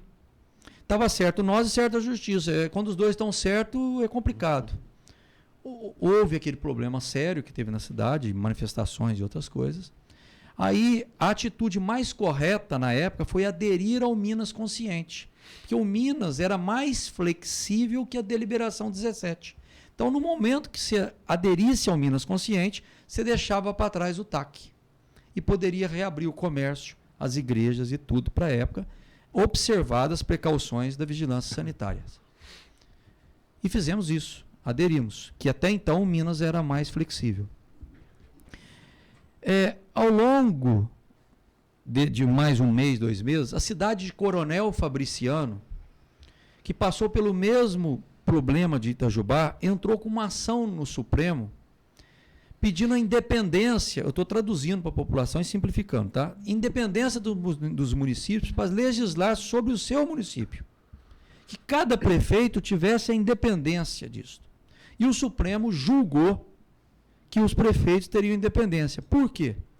Porque, por exemplo, pega Minas, um estado de 853 cidades. O que acontece lá em Montes Claros, norte de Minas Gerais, é diferente do que está acontecendo em Itajubá, no sul de Minas, que é diferente do que está acontecendo lá em Planura, no Triângulo Mineiro, que é diferente do que está acontecendo na capital, a 440 quilômetros daqui. Então, cada prefeito, de acordo com que tivesse a pandemia no seu município, ele poderia ter essa liberdade. Então, a Deliberação 17, por si só, ela cai nisso. Agora, ela deixa de prevalecer e prevalece a vontade do prefeito daqueles que não aderiram ao Minas Consciente. Depois de 1 ano e meio, com a experiência que todos nós temos de pandemia, com o que pode e o que não pode, Eu penso, e se fosse o prefeito, a não ser que tenha alguma informação que eu não esteja sabendo, que às vezes o prefeito tem informações que a população não saiba, eu sairia imediatamente agora do Minas Consciente, fazia um decreto de novas normas no município, retornaria imediatamente com as aulas. Nossos alunos estão há mais de 300 dias sem aulas, 300 dias de aula, certo? E voltaria com as escolas, pelo menos com as particulares. As nossas escolas municipais, por estar 1 ano e meio fechada, talvez precise de uma reforma, de alguma pintura, de algum telhado precisa ser revisto. Corram com isto, vejam o que precisa ser feito, mesmo que volte as particulares agora e as municipais em agosto, setembro, final de julho, mas os alunos não aguentam mais. Isso está gerando um grande problema social, principalmente para as nossas crianças do ensino fundamental. Penso eu que o senhor prefeito, o Christian, deve rever isto, deve sentar com o secretário de Educação, que eu já conversei com ele é favorável para que volte às aulas. Ele acha que algumas escolas municipais não têm condições de voltar neste momento. Está com mato alto, tem que comprar produtos, se alimentar 7 mil crianças por dia, é complicado.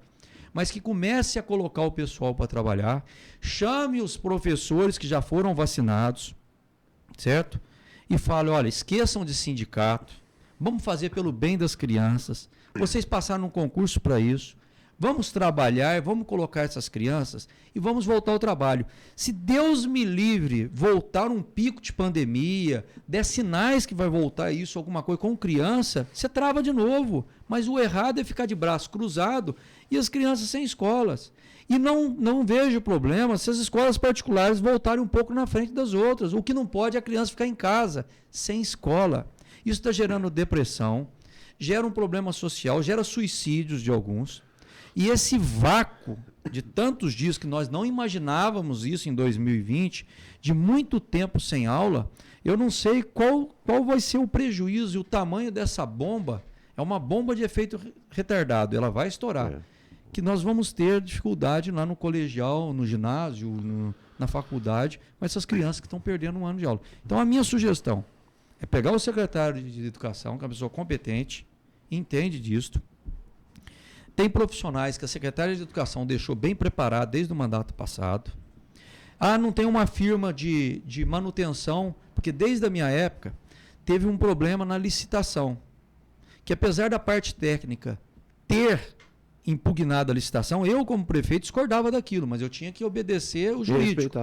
Só que essa empresa entrou na justiça, já ganhou em Itajubá e ganhou em Belo Horizonte. Então ela está certa. Se tiver que fazer um emergencial com eles, ou seja, com quem for, coloque, pegue os funcionários, o secretário André fez muito bem feito isso na minha época, pegue os funcionários da prefeitura que tem vocação para ajudar numa reforma de uma escola, seja a Secretaria de Obras, nós estamos num estado de calamidade pública, permite isso, faça uma reforma, pinte as escolas, converse com professores, gera um ânimo e volta com as crianças com a proteção correta, com o distanciamento correto, com o uso de máscara, álcool em gel, certo, com os professores e volte para as salas de aula. Não tem cabimento eu entrar no supermercado, está cheio, o caixa correndo risco ali e professores, alguns, a minoria da minoria, dizer que não pode voltar para a sala de aula. Espera aí. O motorista de ônibus está com o ônibus lotado, ele está dirigindo. Eu, como prefeito, trabalhei entrando e saindo do hospital sem vacina, que estou sem vacina até hoje. Eu perdi meu pai nisto. Certo? E estou dizendo aqui que tem que voltar, tem que trabalhar.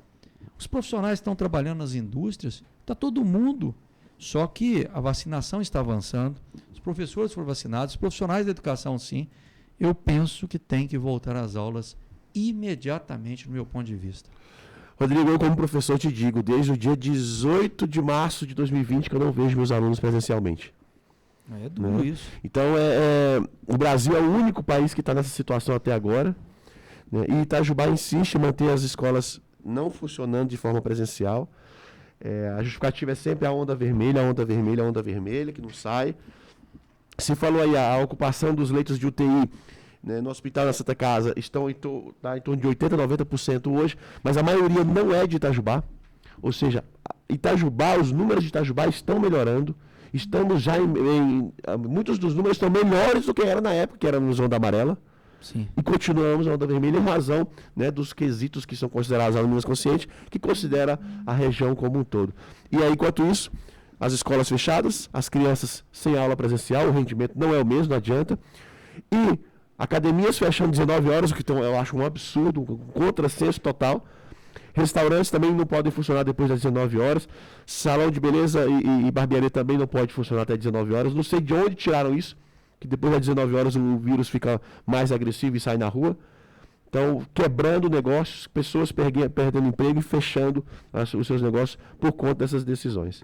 O que precisa acontecer, Mel, aí é uma união dos comerciantes de Itajubá e união dos prefeitos do município. O prefeito de Itajubá foi duro com os prefeitos vizinhos na rigidez que é o seguinte, e ele foi correto.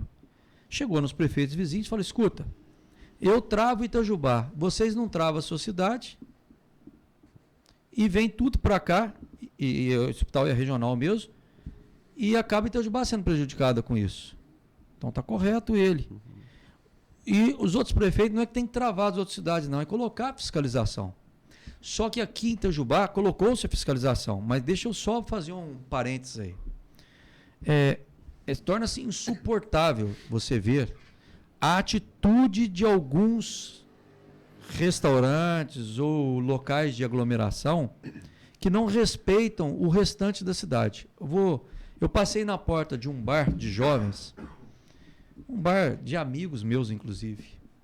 Eu passei sábado lá na porta, mas estava tendo um batuque, uma banda, todo mundo aglomerado, 3 horas da tarde, um falando na cara do outro como se estivesse discutindo futebol, aquele rolo. E outra coisa, estou falando de médicos, de engenheiros, pessoas que já sabem, que perderam parentes e tudo, como se nada tivesse acontecendo. Só que estes, meia dúzia que atrapalham, toda a cidade de Itajubá a retornar às aulas, retornar ao trabalho, estão acabando estragando a cidade. E os municípios vizinhos também inibiam essas festas que acontecem em Maria da Fé, em Piranguim, em Piranguçu, Delfim Moreira, Venceslau Brás. Se não houver uma união e uma fiscalização rígida, junto com a Polícia Militar, junto com outros que possam existir, para que iniba isso. Por exemplo, enquanto está fechando escolas, alguns bares estão fazendo sábado com feijoada e samba e batuque e outras coisas. Não é que eu sou contra isso, é que o momento não permite isso. Agora, se estivesse funcionando redondinho, está servindo, distanciamento de 2, 3 metros de cada mesa, meu amigo, que você trabalha até meia-noite, 2 horas da manhã. Eu sou contrário à restrição do horário, porque eu acho o seguinte, quanto mais você esticar o horário, mais, assim, calmo vai estar. Por exemplo, um supermercado, você tem que fechar o supermercado 8 horas da noite. Não, exige que ele abra até as 2 da manhã.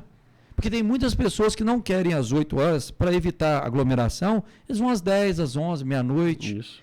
Então, é o contrário no meu ponto de vista. Pode ser que eu esteja errado.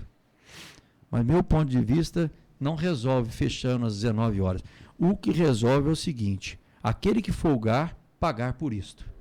Ou seja, descumpriu a regra, fiscalização neles, Desculpa o e termo. aquele que está trabalhando, ferro, e aquele que está trabalhando corretamente, que possa continuar trabalhando Você vê um corretamente. coitado trabalhando, restringindo, certinho, aí você passa no vinhozinho do lado, tá tocando um rock and roll, alguma coisa lá. Aglomerado, todo mundo. Aglomerado. Agora, tem bares que tocam uma musiquinha ao vivo, alguma coisa, mas não tem aglomeração, ninguém em pé, tá todo mundo sentado de uma forma organizada. Esse merece os nossos aplausos. Nós não podemos deixar de viver também. Um comentário aqui interessante da Giovânia, acabou de fazer aqui, a limitação de horário, né, dos bares e restaurantes favorece as festas clandestinas, o que piora mais ainda o cenário de pandemia no município. Também penso exatamente assim. Bom, já 12h20 já, a gente vai, o programa já foi esticado, a gente já esperava isso, Duarte já sabia que não ia almoçar hoje, né, Duarte? Quando eu falei que era o convidado de hoje. Mas, enfim, nós precisamos encerrar o programa falando de um assunto que está aí, né, todo mundo curioso para saber. Ano que vem, Rodrigo Rieira, tem eleição. E aí? Como é que fica a coisa aí? Esse cara que falou que nasceu político, ele é político e vai morrer político, ele não pode ficar fora dessa. O Duarte, na eleição passada, do ano passado, municipal, foi a primeira eleição aí nos últimos 20 anos ou 30 anos que o Rodrigo não participou. Não, 30 não, porque o Rodrigo tem 40 e poucos, né? Mas desde os 18 anos, né? Você tá nessa. Aí ele veio perguntar se eu aceitava que ele fosse coordenador da minha campanha, porque ele tinha que trabalhar de algum jeito, tinha que participar de algum jeito. Participar de uma eleição, representante de sala, de classe, alguma coisa. Mas Rodrigo, é brincadeira, né? 2022, eleição, deputado estadual, deputado federal, governador, senador, presidente da República, governadores. E aí, como é que está o cenário se desenhando? Como é que a gente pode esperar do Rodrigo Vieira aí nesse cenário? Eu sei que a gente sabe, a gente respeita, a decisão não é só sua, tem toda a questão partidária envolvida, mas o que a gente pode aí? Itajubá está ansioso para ter um deputado da cidade. Será que teremos? Puro sangue. Puro sangue, né? Será que teremos? Ô Melo, que Deus ilumine para que tenhamos. E que esse deputado possa ser eu. Eu sou um pré-candidato, sim, a deputado. Eu acho estranho algumas pessoas, e aí ser candidato, não sei, estamos vendo, vamos ver o decorrer. Não, eu sempre quis ser um bom prefeito para chegar a ser um bom deputado. Acho que um deputado faz falta para Itajubá, sendo um puro sangue da terra. Nós temos bons deputados que prestam serviço para a nossa cidade, certo? Mas bons mesmo, muitos que ajudam, 500 mil de um, 300 mil de outro. É uma coisa, mas nós precisamos de um deputado que conheça a individualidade da nossa cidade e da nossa microrregião. Um deputado, quando você falar o nome da rua, ele saiba onde que é, o nome da escola. Um deputado que lute realmente pela duplicação de Itajubá a Pouso Alegre, que faça sair de verdade do papel uma coisa que há 40 anos nós estamos ouvindo, que é o estado de Piranguçu a Campos do Jordão, que vai facilitar a vida, que vai trazer empresas para Itajubá, que vai forçar o turismo a vir para a nossa cidade, aumentar a arrecadação, gerar empregos.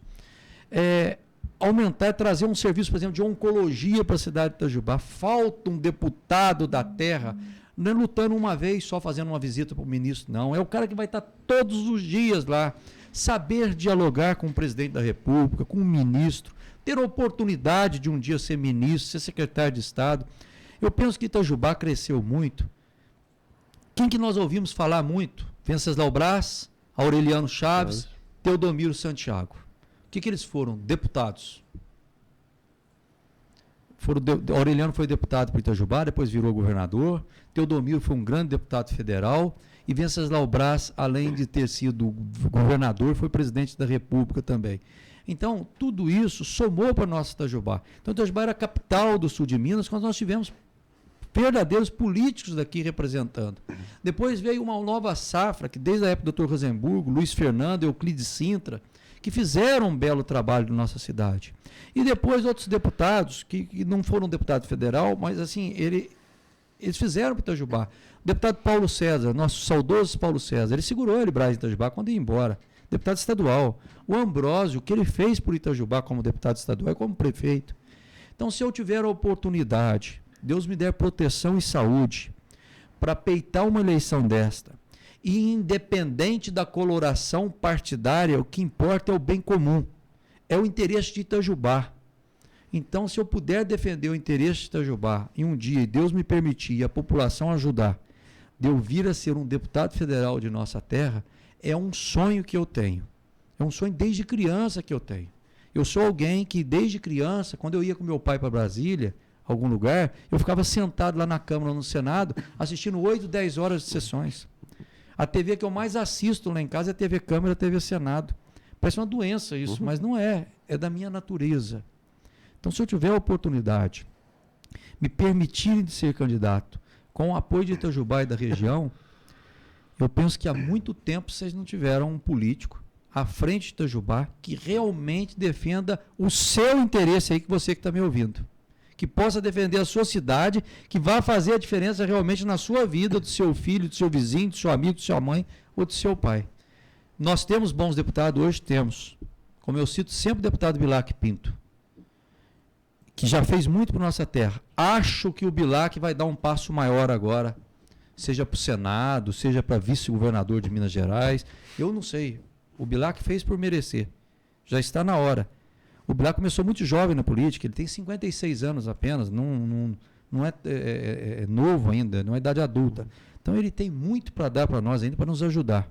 Então, se eu puder suceder o meu amigo, eu vou tentar sim e estou com vontade, estou com apetite. Eu vou estar fazendo o que eu gosto. Então eu deixo muito claro, isso é a minha posição hoje aqui. Show! Respondido, disse o Márcio aqui. Eu já sabia, disse o Leandro Trindade. Eu disse isso há 9 anos atrás, pessoalmente, para você, Rodrigo. Quem conhece o Rodrigo sabe que é essa a vocação dele. Rodrigo, o que você falou é muito interessante, porque é o seguinte, muitas pessoas, o normal, né, a pessoa que não é do meio político, fala assim, eu não quero saber de política, não gosto de política. Mas os anos que Itajubá mais cresceu, e isso vale para qualquer outra cidade, foi exatamente quando tínhamos nomes da cidade na política, ativos, atuantes, eleitos e ocupando o cargo. Não é coincidência. Isso é fato, né? Quando você tem um representante da cidade, você falou agora um puro sangue lá, Itajubá será sempre a prioridade daquela pessoa. Então Itajubá vai ser sempre a primeira colocação, a primeira demanda, o primeiro pedido vai ser sempre para Itajubá. Isso é importante para a nossa cidade que há anos não consegue essa vaga. Como você falou, a gente tem deputados parceiros, como não conseguimos eleger o nosso, a gente tem que buscar parceria através de outros, mas que ano que vem possamos ter essa oportunidade. Tem aí deputado federal, tem a vaga de deputado estadual também, que Itajubá consegue se unir, se focar realmente no interesse da cidade, no bem comum da cidade, consegue eleger sim. Muita gente aí costuma, né, aquela famosa, a grama do vizinho é mais verde. Olha para Pouso Alegre e fala, Pouso Alegre tem isso, Pouso Alegre tem aquilo, Pouso Alegre tem isso, tem aquilo. Pouso Alegre elegeu um deputado estadual na última eleição. E aí? Itajubá ficou olhando ele eleger. É a hora de Itajubá fazer a mesma coisa agora. Né? Sim. A eleição que vem tá mais um aprendizado para que a gente possa cumprir o nosso papel. Muitas coisas de Itajubá que foram embora, se nós tivéssemos deputado na época, teríamos segurado aqui. E teve uma oportunidade que nós tivemos, Melo. Meu pai era suplente de senador. E fomos comunicados que o exército ia embora de Itajubá. Conversei isso semana passada com o atual comandante do batalhão, o Coronel Cabral. Ele falou exatamente sobre isso. Na mesma hora, meu pai ligou para o José Alencar, que era o ministro da Defesa na época. Exatamente. Vice-presidente da República e ministro da Defesa. E imediatamente ele revogou aquele decreto aqui, que estava transferindo Itajubá para Manaus, o batalhão de engenharia de Itajubá para Manaus. E o batalhão está aqui hoje nos servindo, trazendo grande orgulho para a nossa cidade. E sendo ampliado. Com Se nós não tivéssemos o meu pai naquela época, e eu era vereador, juntamos aqui todos os prefeitos vizinhos, o BPS era o prefeito, e seguramos o exército em Itajubá. Eu estou citando um item importantíssimo. E nós temos outros para segurar aqui. Reforçar o DR aqui para recuperar nossas estradas, a superintendência de ensino não deixar ir embora de Itajubá para que continue defendendo a educação na nossa cidade, se não vai. Olha o Hemominas que nós tínhamos perdido em Itajubá há muitos anos atrás, que falaram que foi na minha administração. Não foi, não. E outra coisa, isso é coisa do governo do estado. Precisava ter um deputado da terra na época para não deixar ir embora. Certo? Parou uma obra do aeroporto em Itajubá, que está prejudicando Itajubá, trazendo novos empregos. Ao transplante de órgãos, prejudica a falta de um aeroporto aqui, e muito. Quer dizer, tem que sair um aeroporto, se tivesse um deputado firme de Itajubá, alguma coisa, esse aeroporto jamais já estaria pronto e funcionando. Eu posso falar do trevo do Jardim das Colinas, que nós precisamos, aquele trevo da morte, trevo horrível. Essa parte interna de Itajubá, que está tudo esburacado ali perto da Itavel para frente, toda essa parte interna, vê se um deputado federal tivesse Itajubá e admitir aquilo ficar sem. Os nossos deputados têm ajudado nós nisso, mas eles não estão permanentes, eles têm que defender 100, 150 cidades. Mas um deputado da sua terra, ele não admite que um ministro deixe sem romar. Eu poderia citar aqui na educação, nos colégios estaduais, a reforma, por exemplo, nós precisamos do nosso colégio, a força que precisamos dar para o Major João Pereira, para o Carneiro Júnior, para o João 23, essas escolas estaduais, isso tudo passa pela força de um deputado, não é de um prefeito. Por isso que eu repito, a importância de ter um deputado, mas que realmente saiba te representar. Não é um deputado que pegue o seu cargo e entregue ele ao partido, a coloração de ideologia, alguma coisa, não. É um deputado que, independente da coloração partidária, independente se o sujeito é a favor ou não, se o líder de bairro é do lado dele ou não, ele faça pela cidade de Itajubá. O interesse da cidade tem que estar acima de qualquer outro. Rodrigo, muito prazer te receber aqui. Já passamos do meio-dia e meio. O Duarte falou que se eu estourasse muito, depois eu ia pagar o almoço dele. Eu não quero pagar o almoço do Duarte hoje. Então nós vamos ter que encerrar por aqui. Saiba que o convite está sempre aberto. Tá? É sempre um prazer poder falar com você e eu acredito que os nossos ouvintes concordam com isso, afinal a audiência de hoje foi bem grande, a quantidade de comentários que nós recebemos também. Espero ter respondido todas as perguntas, a gente foi incluindo aqui os comentários dos nossos ouvintes nas perguntas que a gente fez ao Rodrigo. Muita saúde para você. Para todos nós. Tudo de bom para você. Dá um beijão na Diná. Nos dois pequenos também. Eu chamando o Pepe de pequeno. Vai me xingar depois no Instagram. Tem 16 anos, 1,84 m já. Para nós não cresce, né, Rodrigo? Para nós não cresce. O filho é sempre pequeno. Deus abençoe muito a sua família. Obrigado por tudo. Obrigado por tudo que você nos ensinou enquanto a gente foi aí, colega de trabalho. Tenho muito orgulho de dizer isso, que aprendi muito com você. E tento aí me espelhar nos exemplos que você foi deixando por onde passou. Itajubá merece muito que homens públicos, que as pessoas do meio público respeitem a nossa cidade e tenham coragem de defendê-la onde quer que esteja. Acho que é isso que nós devemos a Itajubá. Então, deixando a sua mensagem aí para os nossos ouvintes, que aí enfrentaremos mais um final de semana com restrições, com cuidados que temos que ter sim, mas que temos que seguir em frente. E vamos seguindo em frente pelo caminho certo. Que Deus abençoe a todos vocês. Muito obrigado por suas palavras. Mando um abraço a toda a população de Itajubá. Quero dizer que eu sou apaixonado pela minha cidade. Daqui eu nasci e cresci. Eu fui o prefeito mais votado da história dessa cidade. E a ela eu devo muito. E creio que farei ainda muito mais. Tenho fé em Deus nisso. Peço aos nossos amigos, continue se cuidando.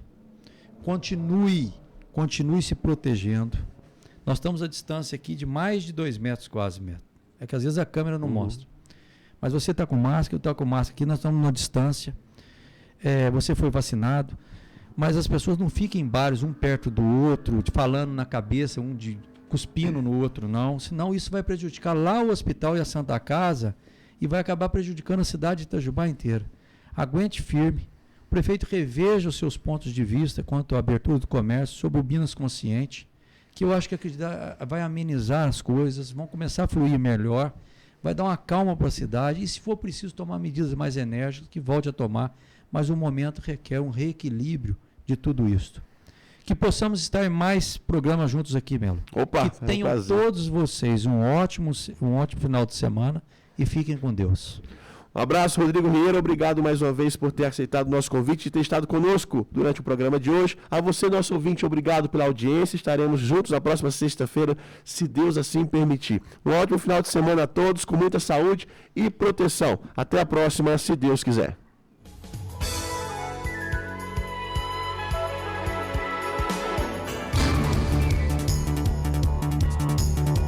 Relojoaria Nishimaki informa a hora certa. 12:35. Quando a hora chegar